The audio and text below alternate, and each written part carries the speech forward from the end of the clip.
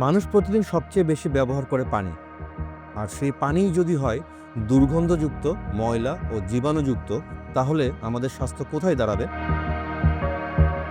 রাজধানী ঢাকার বিভিন্ন এলাকার এটাই হচ্ছে বাস্তবতা। ওয়াসার পানি থেকে আসছে দুর্গন্ধ, কখনো হলদেটে, আবার কখনো কালচে রং। শুধু রং বা গন্ধ নয়, পানিতে পাওয়া যাচ্ছে পোকা, এমনকি কেঁচো। সামাজিক যোগাযোগ মাধ্যমে এ নিয়ে চলছে তুমুল আলোচনা সমালোচনা।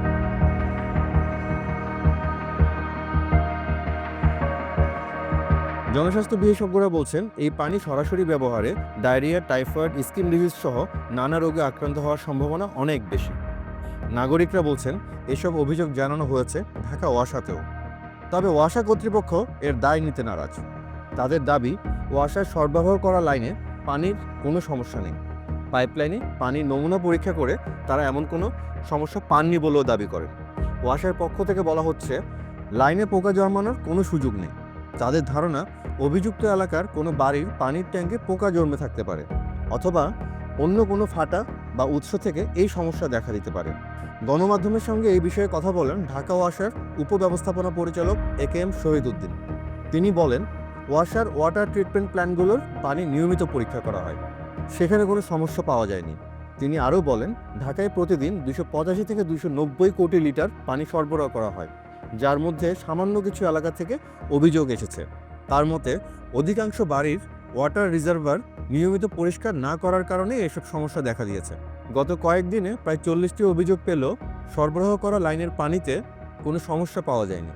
পরিশোধিত পানিতে ক্লোরিন মেশানো থাকায় পোকা থাকার সুযোগ নেই বলেও তিনি দাবি করেন।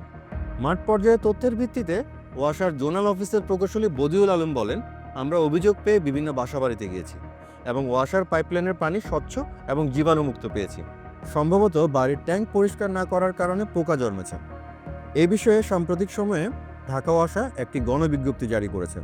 সেখানে গ্রাহকদের তাদের আন্ডারগ্রাউন্ড ও ওভারহেড রিজার্ভার নিয়মিত পরিষ্কার রাখার অনুরোধ জানানো হয়েছে। ওয়াসা জানিয়েছে তাদের সরবরাহকৃত পানিতে কোনো প্রকার অস্তিত্ব পাওয়া যায়নি এবং ল্যাবে পরীক্ষায়ও মেলেনি কোনো জীবাণু। ওয়াসা 74 ভাগ পানি গভীর নলকূপ থেকে এবং 36 ভাগ নদীর পানি পরিশোধন করে সরবরাহ করে এবং সরবরাহ নেটওয়ার্কে পর্যাপ্ত ক্লোরিন থাকে। তবে পানি সংক্রান্ত যে কোনো অভিযোগে 16162 নম্বরে কল করতে বলা হয়েছে ওয়াসার পক্ষ থেকে। পানি আমাদের জীবনের মৌলিক চাহিদা, অথচ সেই পানিই এখন যেন হয়ে উঠেছে রোগের উৎস। নগরবাসী চায় এই দুর্ভোগের স্থায়ী সমাধান। নাগরিকরা বলছেন, মানবাধিকার যেখানে বিশুদ্ধ পানি পাওয়ার নিশ্চয়তা দেয়, সেখানে ওয়াসার এই ব্যর্থতা ভাবিয়ে তোলে।